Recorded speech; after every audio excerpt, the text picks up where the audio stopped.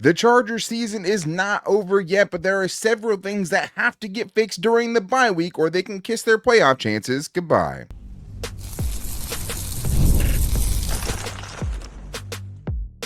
You are Locked On Chargers, your daily podcast on the Los Angeles Chargers. Part of the Locked On Podcast Network, your team every day. What is up, and welcome into the Locked On Chargers podcast. I'm your host, Daniel Wade, joined as always by my co-host, David Droegemeier, and we've been covering the Chargers now for 10 seasons, but this is our 8th year as the host of the Locked On Chargers podcast, bringing you your team every day as part of the #1 sports podcast network. But thank you to the everydayers out there for making us your first listen. To make sure that you never miss the show, go subscribe or follow for free on the Locked On Chargers YouTube channel and listen wherever you get your podcasts from. David, what do we got today? Daniel, this is a week-by-week league, so there's not always a lot of time to be able to make changes and corrections. But the bye week offers that opportunity, and thankfully the Chargers have a late one, so there's several things that they need to get fixed in order for them to put themselves in position to go out there and make a case to make the playoffs. Of course, that means finding the best 5 offensive linemen, getting a better game plan against the run, and maybe injecting some experience and, some playmaking ability at that return spot on special teams.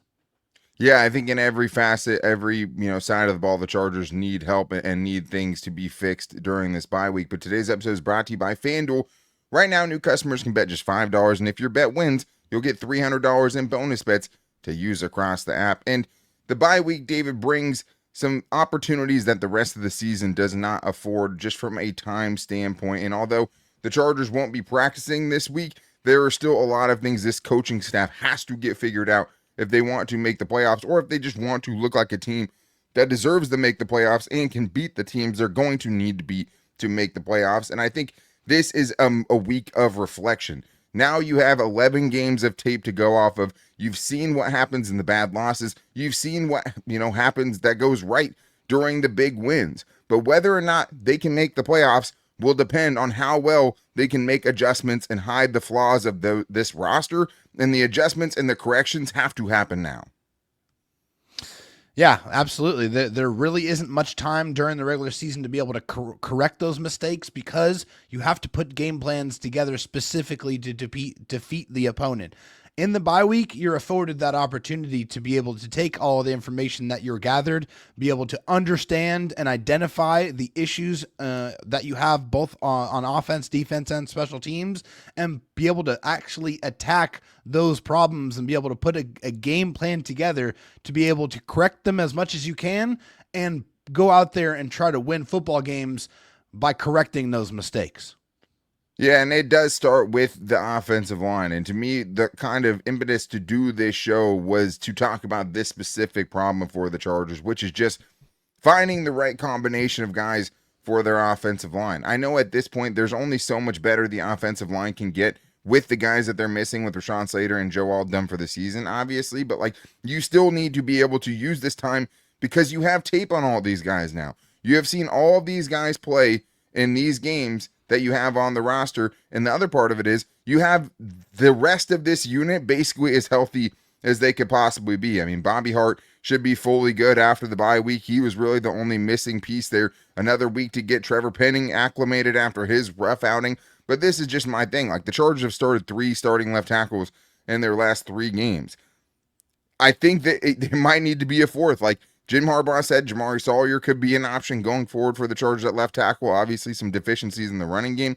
But, if he's the best pass protector, he should probably be out there, even at the expense of the running game, which even with the bad protectors that you have out there in the passing game, still isn't getting really fixed anyway. So I think, to me, if it was my decision, I would have the best 5 pass-protecting linemen out there at all times, pretty much no matter what they do in the running game. But, what you've been doing and bypassing that has led you to have the bottom, or to be bottom 3 in pass block win rate and run block win rate. But nobody's specializing in anything. I mean, you at least get the guys out there to protect Justin Herbert. So as much as I think this could only be an incremental kind of upgrade to what they have going right now, you have to figure out which of these 5 guys are the guys you want to roll with, hammer that in, and just roll with it. Yeah, completely agree with you that they need to focus on what these guys do the absolute best, what they bring to the table the best. And I think for me on the offensive line, it's Jamari Sawyer playing left tackle for the Chargers. I feel like he just has the best pass protection. He's displayed the best pass protection doing it so far, and in a very limited sample size. But I just think that's probably what it is. And Bobby Hart on the right side, hopefully he gets back. When he was in there, he was playing pretty much lights out. I mean, only 4 pressures allowed in 140 plus pass blocking snaps. Like he was playing very good football, and hopefully you just get better health from Mekhi Becton. He doesn't have to leave every single football game. But I just feel like, you want to put your best pass protecting offensive lineman out there, and then, you have to figure out that running game as well. But getting your quarterback hit less has to be priority number 1. I mean, especially in a season like the one that they're in right now, where it's just like you kind of seen where your deficiencies are and, what this kind of team is and how they're going to play against some of the better teams in the league.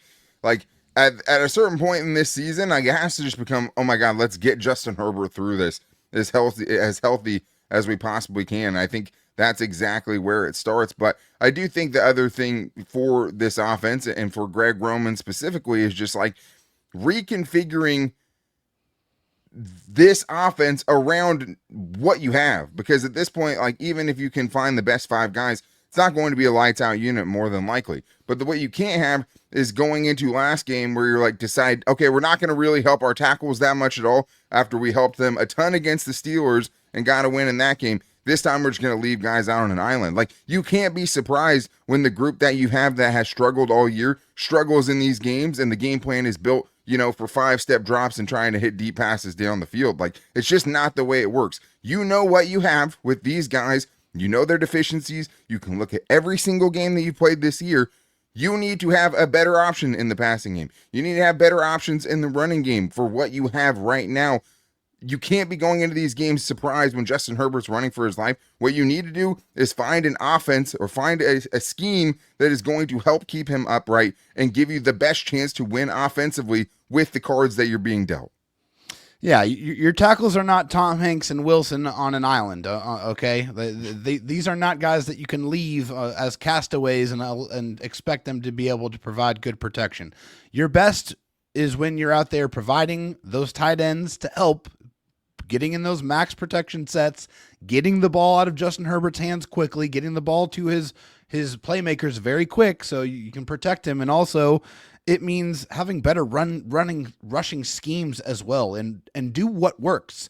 Stop, running it up the middle, because, you look at the stats, they are running it for 3.5, 1.7 up the middle. That's not good enough. On the outsides, 6.2 yards off the left edge for Carmani Vidal, 5.9 yards when you're running behind Mekhi Becton, and almost 5 yards when you're running behind the right tackle on the right end.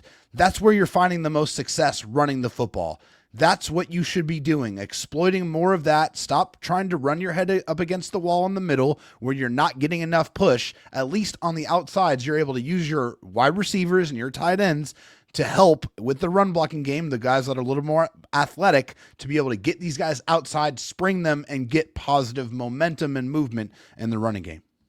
Yeah, and I think, like, one thing that's popped up for me is, like, maybe more Will Dissly, man. Like, maybe we get Will Dissly back in this lineup to help protect this offensive line and the tackles that you're going to be trotting out there the rest of the year. I was surprised to see him kind of phased out of the lineup. I like what Tucker Fisk has been able to do, but there's no reason you can't have Tucker Fisk, Will Dissly, and Oronde Gadsden as your 3 tight ends that are up on game days. Like, I know that Tyler Conklin plays some special teams. If you can't get somebody to replace the protection he's given you on special teams, you have bigger issues, and we'll talk about some of the issues the Chargers have on special teams at the end of the show and what needs to get fixed in that aspect. But I would say basically, especially when you're watching that last game, or just the game the Chargers have struggled this year, like in the last game, number one, you trusted your tackles way too much, specifically Trevor Penning. It's like you didn't watch anything that he did, especially playing guard this year for the Saints, and just threw him out there on an island at left tackle, which he basically hadn't played in a couple of years, and expected him to, be able to win those one-on-ones. But more than that, the Jaguars were coached up, and they knew exactly what Greg Roman wanted to do. It's too predictable. Something has to change there. And also, 3, the kinds of plays he was calling other times, there was just no way that they could get those kind of plays with the pressure that they were going to allow. Like it just, you have to be better. You have to have a better game plan, and you're just basically hanging Justin Herbert out to dry if you don't. But we still have more to get into because the Chargers need a better game plan against other teams' running attacks. And when it's not working, they need a better adjustment. We're getting into all that and more in today's Locked On Chargers podcast. Today's show is brought to you by our friends over there at Peloton. Look, folks, it's time to break through the busiest time of the year with a brand new Peloton cross-training Tread Plus that's powered by Peloton IQ. It's Peloton's most elevated technology and equipment yet that gives you real-time guidance, and it gives you endless ways to move, whether you want to work out by yourself or if you want to work out with your favorite instructor, like my personal favorite, Alex Toussaint. He always gets me fired up to tackle the day. And the thing I like about Peloton, it helps me achieve more in less times. They have features that help you plan, stay motivated, track your progress, and Peloton IQ also provides personalized workout plans and recommendations. That's something that I use right now during the busiest time of the year covering the NFL. They plan my workouts for me based on my mood, my vibe, and also my favorite instructors. So make sure you check it out and use it because it also helps you correct your form in real time, and it maximizes your reps. It counts your reps so that you can do it smarter, safer, and more efficient. Let yourself run, lift, flex, push, and go. Explore the new Peloton cross-training Tread Plus at onepeloton.com.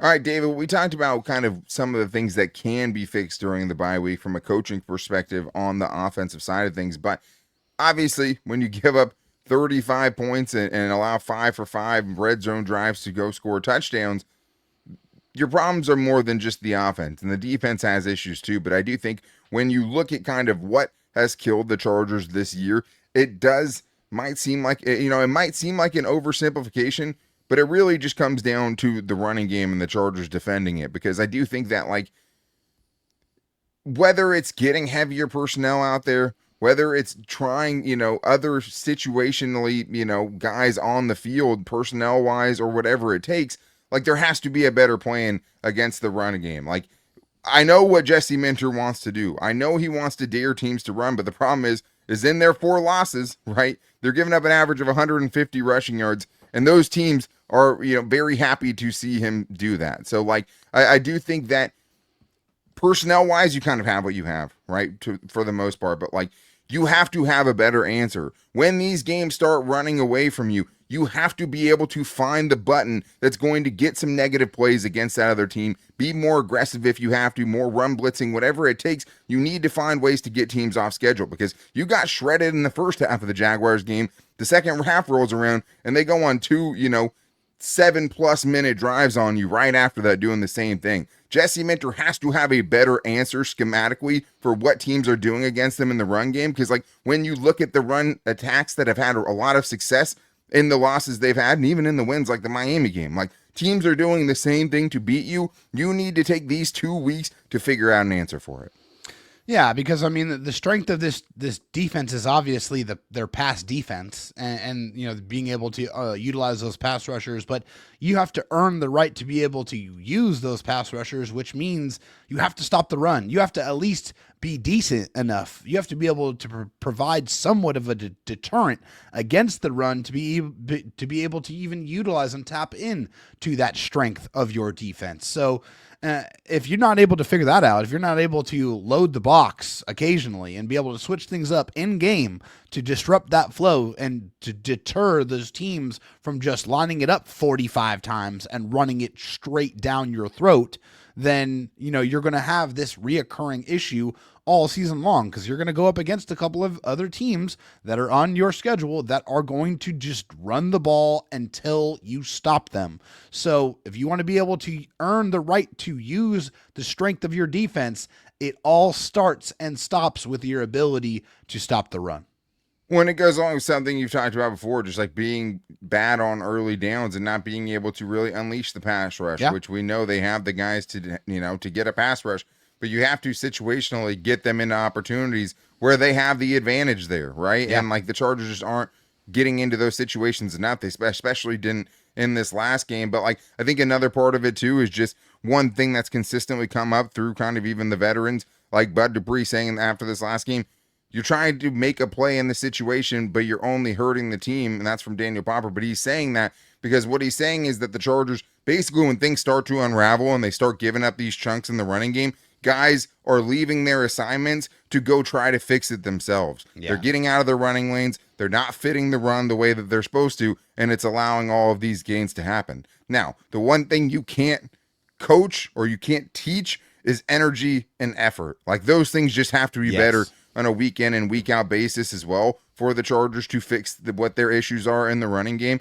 But I do think that, like, when you look at Washington or Miami or even the Giants, who just, killed you with a million paper cuts and averaged like 3.6 yards per carry, but ran it on you 40 plus times, teams are doing the same thing. You have to have an answer. There has to be a button, even if you're risking things. Trust your guys on the outside more. Play man coverage if you have to, right? But like, you have to be willing to risk some things to be able to stop the inevitable death that's keeping your offense off the field and stopping you from being able to get to positions where your defense has succeeded. So I think that is the number one thing for this defense and Jesse Minter to try to figure out during these couple of weeks. But I do think another kind of big thing here is trying to get more from the Chargers linebackers. And that goes with the run defense as well, because I do think other teams are using their linebackers' tendencies and what Jesse Minter's asking of his linebackers to their advantage when they're trying to target these guys in the running game. And they know exactly what to do to open these holes up and where these guys are going to go. But I think the other part of it was kind of super apparent in this last game, where it's just teams attacking the soft middle part of the field right behind the linebackers and in front of the safeties. They are being singled out there. They really just haven't been able to make the plays in coverage that the Chargers need them to make in the running game and in coverage as well. But I think it was like 3 of the 5 lowest graded defenders in this last game for the Chargers were linebackers. Like, after last year having such a kind of an uplifting year for that unit and, giving Navarro Bowman all the praise, we just haven't seen that impact from those linebackers this year. Yeah, they have definitely been up and down. They've been inconsistent with their play from a week in, week out basis. I think we've seen some greatness from Deion Henley where we thought, okay, this was going to be a breakout year. And then we've seen some regression. It's just been an up and down roller coaster so far for him. Denzel Perriman is who he is. When he's on the field, he's being able to provide some decent play in run support, although the metrics don't exactly love what he's done so far with the 55.2 run defensive grade. But, he's missed a lot of time. I think, a guy who probably needs to see a little bit more playing time against the run is probably Troy Dye. It's a 72.3 run defensive grade and leads the team with 13 stops at that linebacker position. So, he's been pretty good at it, and hopefully, switching up that rotation a little bit will help. But, the Chargers have to tighten that up. This linebacker room has the talent. They have the ability to go out there and make plays. They just need to be more impactful. They do. And we've seen it. And I think part of this, and one of the things that's really, really sucks about this year is, obviously Deion Henley is dealing with so much off of the field. Yeah, it's not just with the passing of his brother, but even more than that, plus having a serious sickness that really seemed to impact him, and it only felt like, weeks, maybe a month later, he was getting back to what he looked like before that. But he can't do it by himself. I think part of the problem is the Chargers thought that Junior Colson would be in the middle of this defense by now, helping in these situations like he did so well for Jesse Minter at Michigan, which just isn't the case. But I think the other part of, David, what will help the Chargers and kind of what needs to happen is these guys just getting a rest. Jim Harbaugh talked about it. It's 15 weeks, including all the preseason games. Even though there is a week between the last preseason game and the first game of the season, these guys have been going nonstop, and that did look like a team that was pretty burnt out on Sunday. Yeah, they took an extra day off on that Sunday game for sure. There's no question about that. But first time the Chargers have had a late bye in a very, very long time, it feels like, so getting this opportunity to get off your feet, get away from the game of football, recharge your batteries, connect with your families, not get Justin Herbert hit for a week, I think is a fantastic thing to do. And yeah, they have to make the most of this because this back stretch is going to determine whether you make the playoffs or not. So hopefully all of these players, they take advantage of this, reset, come back laser focused to go on a run to finish this season. Yeah, and I do think that it is something that can't be overlooked, just how much everyone's beat up, not just the guys who are showing up on the injury report. And having a late bye week is good for some reasons, but it's also bad for some reasons because it's just so many weeks consecutively that you're playing and having to practice every week without really getting any kind of extended break. Like the Chargers had 8 important players on their injury report last week, and that feels like something that we're seeing every single week. So I think they needed this. Jim Harbaugh is giving them some extra rest, and I understand, maybe some have the perspective, okay, well, this team needs to work, and I get that, but there's obviously a reason they're doing it. They're not seeing what they need to see from this team. These guys definitely seem like they need a little bit of a break, but that is going to be the challenge for them. Okay, you can get the break. You better come back hungrier with more energy and more fight than you showed last week for sure. But that isn't, they're the one kind of hidden part of the Chargers that's really let them down so far this year is their special teams unit, because offense and defense have had their moments. The special teams has been off pretty much all year, and they are a couple of things that have to be changed, including maybe Ladd McConkey returning punts for this team. We're getting into all that and more on today's Locked On Chargers podcast. The NBA is back, and there's no better place to get in on the action than FanDuel, the official sports betting partner of the NBA. Even if you missed the start of a game or you want to ride the hot hand, FanDuel has live bets on everything from who will score next to fourth quarter comebacks. But it's not even just that. I mean, one of the things I love is the ability to build your own parlays, because there's so many different things that you can bet on, from the first basket either team scores and which player on either team will do it, or even a specific team, which player on the Lakers, for example, will be the first to score. But you could also go with how many threes someone's going to hit, how many assists somebody gets, how many rebounds, or even, in some situations, even a player to get a triple-double in a game. FanDuel has everything. Plus, you can combine all of those live bets into a same-game parlay for a shot at a bigger payout. It keeps every game exciting, especially when your team's making that late push. Right now, FanDuel is giving new customers $300 in bonus bets when your first $5 bet wins. So head to FanDuel.com to sign up and play your game with FanDuel, the official sports betting partner of the NBA. David, we still have more to get into here as far as what the Chargers need to do on this bye week. And it seems cliche to say the Chargers need to win their bye week. There's a lot they have to do if they're going to do what needs to be done to go make a playoff run and beat the teams that it's going to take to make it, right? And I think that there are very fixable things on this team and things they can get better at, even if there are certain guys they're not going to get back. But we've talked about offense, we've talked about defense. It's time to talk about the special teams a little bit, David. And one of the things you brought up when we were kind of coming up with this show is just man, the Chargers need more out of the return game, and that is something we didn't think we'd be saying as much, especially since they have a former second-team All-Pro returner on their team. Yeah, I mean, you look at it in the special teams area, that's where you find those hidden yards where you swing field position and you're able to set your offense up to be able to win these these possessions and be able to score touchdowns, right? So far, the Chargers are fourth worst in the league in punt return, 6.9 yards on average per punt return, which is horrible. And Darius Davis, 7.3 yards per punt return, which is significantly lower than last year, where he was at 12.4 yards per punt return. That's a gigantic difference. And I think for me personally, I want some more juice. I want somebody out there that can create some offense in that special teams avenue. And for me, that's Ladd McConkey. We saw it already, right? Obviously that terrible penalty to take away his punt return touchdown that he had, which was absolutely epic and something that looked like it was done in Madden. I want to see more of that. And obviously it's that double-edged sword of wanting to get him out there and use his obvious gifts in the open field while also not wanting him to take all the hits because of how important he is on the offense as well. But I think he's done this before. He knows how to do it. He knows how to protect himself. So if he has those opportunities where he has daylight, he's already shown that he can be a difference maker in that field. And right now, the Chargers need to find difference makers in any avenue, especially on special teams. And the thing about Darius Davis is he's never really been a great kickoff return man at the NFL level. I mean, he had multiple returns for touchdowns at the collegiate level, but his specialty and what he made an All-Pro as a rookie was as a punt returner, where I believe he led the league in yards per punt return and had a punt return touchdown in his rookie season. There's not even getting close to that. And I mean, he only has 8 returns as a punt returner so far this year, so it's not a huge sample size, and he's obviously been banged up.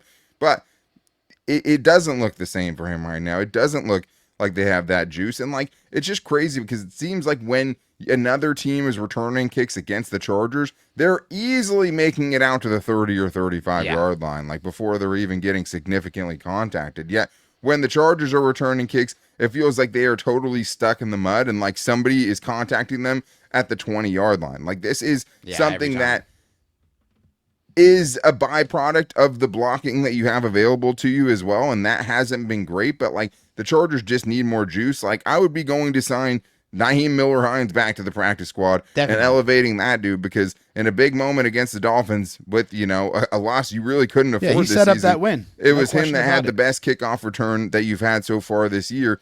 And instead you're bringing up, you know, practice squad running backs that are averaging, you know, half a yard per carry. Like when you're, and it's like, they've tried KLS, they've tried Darius Davis.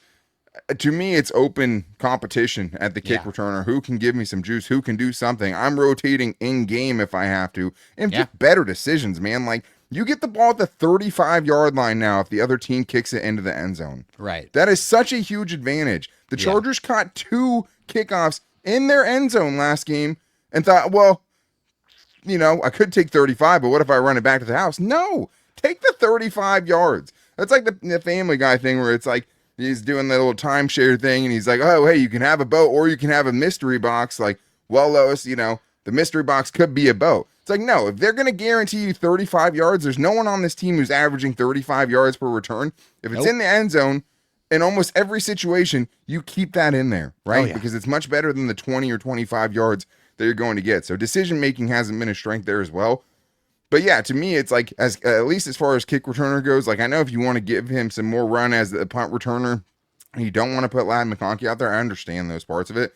Most teams don't have their wide receiver one as their punt returner, right?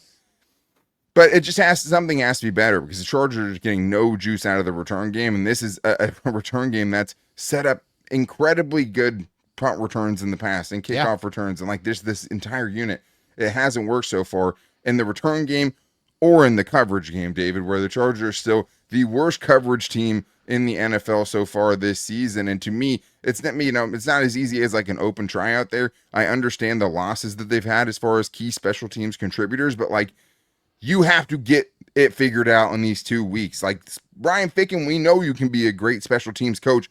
Coach him up, because like the coverage you've been getting so far has been atrocious. Yeah, it's been awful. I mean, they have given up multiple big returns in both avenues, in kickoff and in punt return. We've seen it, them taking them back to the house, and the Chargers haven't done that at all. And so you see how much of a difference maker it is, both when you get one and when you allow it, right? Yeah. That momentum swing is massive. So they just have to be more technically sound. They have to make sure that they wrap up and they set these guys, you know, get in lanes, swarm these returners so that they don't have these gigantic returns, because if you're not getting them, you absolutely can't be giving them up. For sure. Like we've seen Justin Herbert let down by his offense and his defense. Like you can't afford the special teams as well. No, I'm just, somebody's got to help him out. Well, and like this is the thing. Like these are some of your top guys as far as snaps played on the coverage units last year. Nick Neiman, Caleb Murphy, Hassan Haskins, who's on injured reserve, Ja Taylor, who you traded away, Dean Leonard, who just came back from injured reserve, Shaq Quarterman, who isn't on the team anymore. Guys like Deion Henley and Tui Tuipulotu are playing a lot less special teams. Like, I understand why it's been an issue, but this has to be where it gets corrected. Maybe you didn't have the time or didn't know who you were going to have for some of the year, and we'll see when Hassan Haskins can come back, because obviously he was a key part of their special teams coverage units, and they need him back in that regard. But, like, Shaq Quarterman's out there. I'll go get him on the practice squad and elevate him for game days if I have to. He was pretty good on the Chargers special teams last year. It has to be better. Like, we know they can be, and you know, special teams is an underrated part and an underlooked at part of, you know, just the football in general. And it's not as easy as just like, hey, play better. Right. But like whatever is hurting you right now, whoever those players are that are hurting you right now, whatever the issues in your scheme are that are hurting you, those are things you can figure out. Those are things in players who can get replaced by somebody on the practice squad who can maybe come up and play those roles better, because a lot of times some of those guys are really only there for what they bring as far as special teams value goes. So the last thing I would add is just if you're the Chargers front office, like if there are any additions that you want to make, and I know it's bare bones out there as far as the free agents that are still available to you, but like you have 11 weeks of tape now, 11 games of tape. You need to figure out what this roster needs, and you need to add it as quickly as possible because this is the only real time you're going to have to get these guys up to speed and to be able to deep dive into the rest of your season like you need to during this 2 weeks off. So, maybe this is also giving potential practice squad guys more chances. Especially on special teams, they could use the help there. But I think, you were able to find Bobby Hart off the streets, and he's been your second best pass protector on the offensive line so far this year. So to think that there's no one that can improve this roster, I think is wrong. But yeah, if there is a time to do it, David, this would be it. This is it. This is the only time to do it. This is the last time that you're really going to have any time to be able to get these guys up to speed with, time with the coaching staff, right? So this is the time where you have to do it. I mean, we already mentioned a guy that could make a difference right now in Naheem Miller-Hines in that return game. Anywhere that you can find any incremental increases or improvements on your football team and you feel like that guy is out there and can provide that, go bring him in because there's nothing to lose and everything to gain to get where you want to be this season. And I'll reiterate it. The Chargers can make the playoffs. The Chargers season doesn't have to be over, but you have to be able to eliminate performances like the one you had last Sunday and the causes for that performance, whatever that may be, because there are some very fixable ones, and that's what these 2 weeks have to be about. Because if the Chargers can beat the Eagles, we feel differently about this team, right? Oh, yeah. If the Chargers can go beat the Chiefs or the Broncos again, we feel differently. If you can explode offensively against the Texans defense, we'll feel differently. It just doesn't seem like it can happen right now. It doesn't mean it won't happen, right? But what it's going to take is this team improving, and this is going to be their best chance in season for a reset and a chance to reconfigure what they're doing. And that's why the bye week is so important to what this team needs going down the stretch. But that's going to wrap things up for today's show. The next show will be a Chargers mailbag. So if you guys want to hit us up for that, you can do that at Locked On LAC on Twitter, at Locked On Chargers on Instagram, and our Locked On Chargers Facebook page as well. You could also call into the voicemail line and give us your question at 323-524-7924 and make sure it's just 30 seconds or less. But to make sure you never miss the show, go subscribe or follow for free on the Locked On Chargers YouTube channel and listen wherever you get your podcast from. But I know you guys still have a lot of questions. Make sure you hit us up for the mailbag, and we'll be back with you guys tomorrow. But until then, take it easy and go Bolts.